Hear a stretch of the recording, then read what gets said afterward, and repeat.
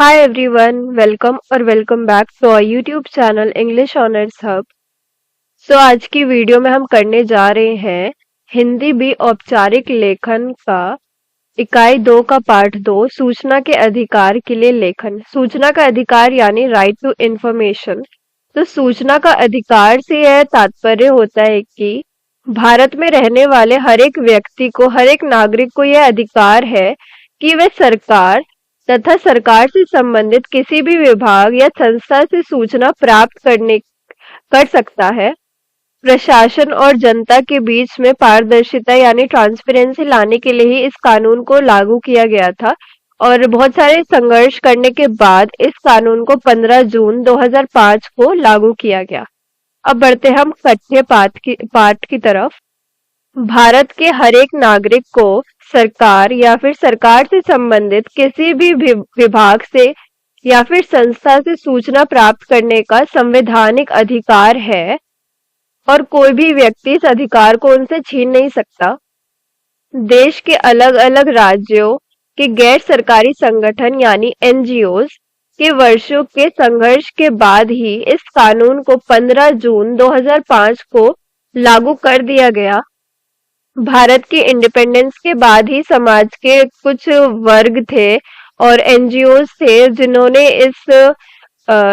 इस अधिकार की मांग उठाई कि हमें ये अधिकार मिलना ही चाहिए। फिर उसके बाद सन 1990 में सभी राजनीतिक पार्टियों ने इस दिशा में पहल की और अपने अपने चुनावी घोषणाओं के अंदर यह बताया कि और यह वादा किया कि वह इस कानून को लागू करेंगे। फिर उसके बाद सन 1996 में भारतीय प्रेस परिषद ने अलग अलग विशेषज्ञों के साथ मिलकर इस दिशा में पहल की और सूचना अधिकारी विधेयक का मसौदा तैयार किया और इस मसौदे को उन्होंने फिर केंद्र सरकार के पास भेज दिया। फिर केंद्र सरकार ने क्या किया? केंद्र सरकार ने 9 सदस्यों की कमेटी बनाई। इस कमेटी ने जो भी मसौदे के अंदर उनको लगा था कि इसमें कुछ परिवर्तन करने की जरूरत है तो उन्होंने उस हिसाब से उसमें परिवर्तन किया और फिर एट द एंड 15 जून 2005 को इस संविधान को लागू कर दिया गया, इस रूल को लागू कर दिया गया कि हर एक व्यक्ति को ये राइट है कि वह सरकार से जुड़े हुए किसी भी इंफॉर्मेशन को पा सकता है। अब नेक्स्ट है परिभाषाएं, यानी कि ऊपर जो मसौदा तैयार किया था ना उन्होंने, तो उसमें जो जो बातें लिखी गई थी सूचना के अधिकार से रिलेटेड वो सब इसमें हम पढ़ेंगे। पहले पॉइंट में ये लिखा है कि वह सभी सूचनाएं जो कि किसी लोक प्राधिकारी या फिर पब्लिक अथॉरिटी के कार्यों से रिलेटेड है या फिर प्रशासन से रिलेटेड है, जिसको आम जनता को जानना बहुत जरूरी है, तो यह सभी सूचनाएं आम जनता को दी जाएगी। और जो भी इंफॉर्मेशन है संसद से रिलेटेड, भारत सरकार से रिलेटेड या फिर किसी भी प्रत्येक राज्य सरकार से रिलेटेड, वो सभी इंफॉर्मेशन दी जाएगी आम जनता को। अब नेक्स्ट टॉपिक है हमारा सूचना का अधिकार। हर एक नागरिक को लोक प्राधिकारी यानी पब्लिक अथॉरिटी से सूचना प्राप्त करने का अधिकार होगा।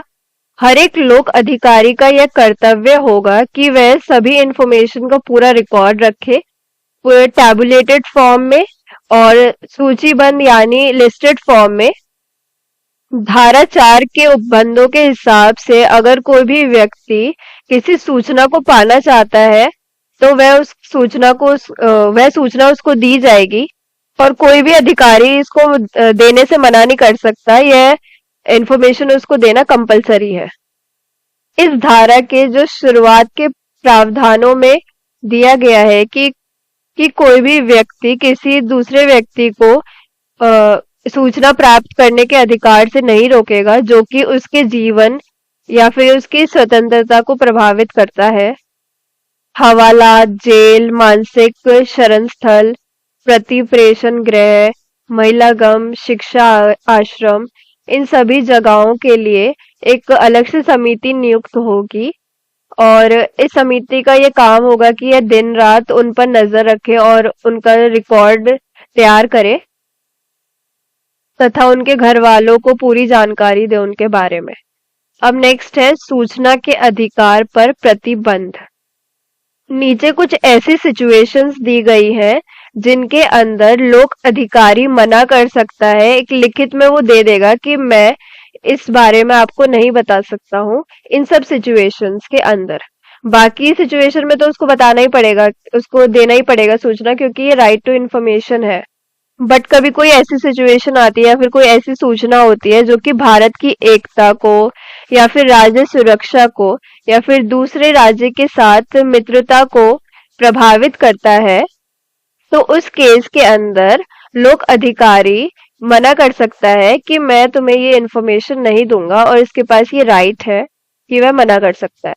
या फिर कोई व्यक्तिगत इन्फॉर्मेशन या फिर अन्य सूचना जिससे कोई सार्वजनिक कार्य से कोई संबंध नहीं है और जिसमें जनता को कोई हित नहीं है, तो उस केस में भी लोक अधिकारी मना कर सकता है कि इन्फॉर्मेशन नहीं दी जाएगी।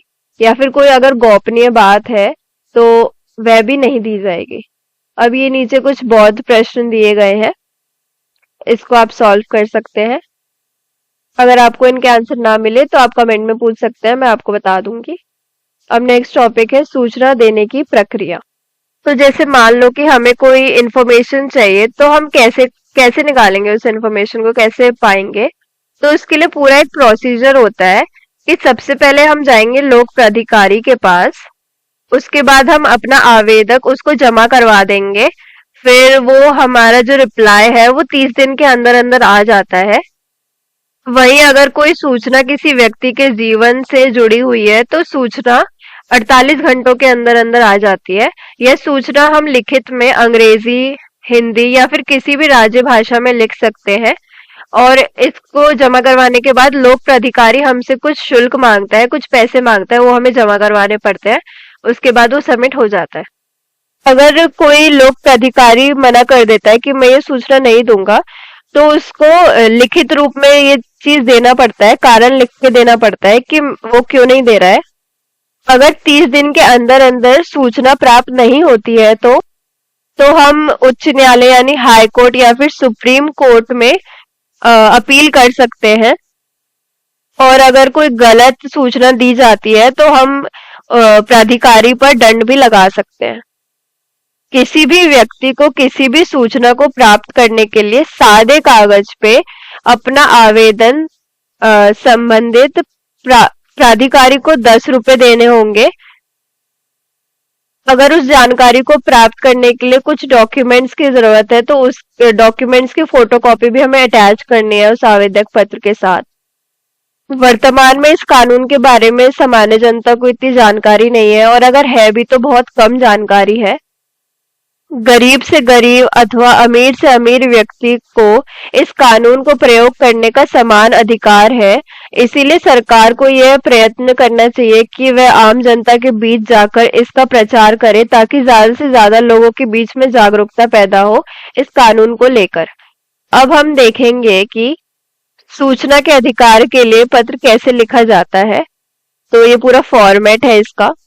तो सबसे पहले सेवा में आता है, सेवा में के बाद आता है जन सूचना अधिकार यानी पब्लिक इंफॉर्मेशन ऑफिसर। उसके बाद विभाग का नाम लिखेंगे हम, फिर विभाग का पूरा पता लिखेंगे, उसके बाद पिन कोड, फिर विषय कि किस विषय पे हम लिख रहे हैं, कौन सी हमें सूचना चाहिए। सूचना का अधिकार अधिनियम 2005 के अंतर्गत सूचना प्राप्त करने के लिए आवेदन का हम कर रहे हैं। फिर उसके बाद हम लिखेंगे महोदय या फिर महोदया। उसके बाद हम एक लाइन लिखेंगे कि सूचना का अधिकार अधिनियम 2005 के अंतर्गत नीचे दिए गए प्रश्नों के लिखित उत्तर देने की कृपा करें। अब इसके अंदर हम जो भी हमारे क्वेश्चंस हैं कि जो भी हमें सूचना चाहिए वो सारे क्वेश्चन हम प्रश्न 1, प्रश्न 2, प्रश्न 3, प्रश्न 4 ऐसे कर करके डाल देंगे। और उसके बाद नीचे हम पैरा चेंज करके लिख देंगे कि मेरे द्वारा मांगी गई सूचना के लिए शुल्क के रूप में ₹10 जो भी हम जमा करवाएंगे वहां पे, और वो लिख देंगे। उसके बाद महोदय महोदया, मैं गरीब रेखा के अंतर्गत आती हूँ, इसलिए मुझे सूचना का अधिकार अधिनियम के नियम अनुसार शुल्क से मुक्त है। अगर आप बिलो पॉवर्टी लाइन आते हैं तो आपको ये शुल्क देने की भी जरूरत नहीं है, आपके लिए फ्री ऑफ कॉस्ट होता है। और इसके लिए आपको ये डॉक्यूमेंट भी लगाने पड़ता है कि आप बिलो पॉवर्टी लाइन है, तभी आपको मिलेगा, वरना नहीं मिलेगा। उसके बाद लास्ट में हम लिखेंगे भवदीय, भवदिया, फिर आवेदक का हस्ताक्षर, फिर मतलब हमारा हस्ताक्षर, उसके बाद हमारा नाम, फिर पूरा पता पिन कोड के साथ, और फिर मोबाइल नंबर या फिर ईमेल। अब है विषय विशेष। हमें जिस भी विभाग से या फिर संस्थान या फिर कार्यालय से सूचना प्राप्त करनी है, उसकी वेबसाइट पे जाके हमें पूरी इंफॉर्मेशन प्राप्त कर लेनी चाहिए।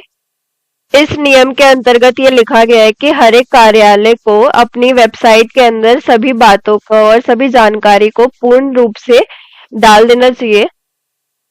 फिर नेक्स्ट पॉइंट है, आवेदक को अपने प्रश्नों को सीधा पूछना चाहिए, घुमा फिरा के उसको लंबी चौड़ी बात नहीं करनी है, सिर्फ पॉइंट टू पॉइंट लिखना है। जैसे यहाँ पे हमने बनाया नहीं था point to point, point one जो भी हमारा क्वेश्चन है, question one, question two, question three, ऐसे ऐसे हमें कोई भी लंबी चौड़ी बातें नहीं करनी है वहां पे। अगर आवेदक कोई ऐसी गोपनीय चीज, गोपनीय सूचना मांग रहा है जो कि किसी राज्य की सुरक्षा को हानि पहुंचा सकता है, तो उसको मना भी किया जा सकता है। इस अधिनियम 2005 की धारा 11(1) के अंतर्गत आवेदक को मना भी किया जा सकता है कि ये इंफॉर्मेशन जो है ये सुरक्षा को हानि पहुंचा रही है, इसलिए हम तुम्हें नहीं दे सकते।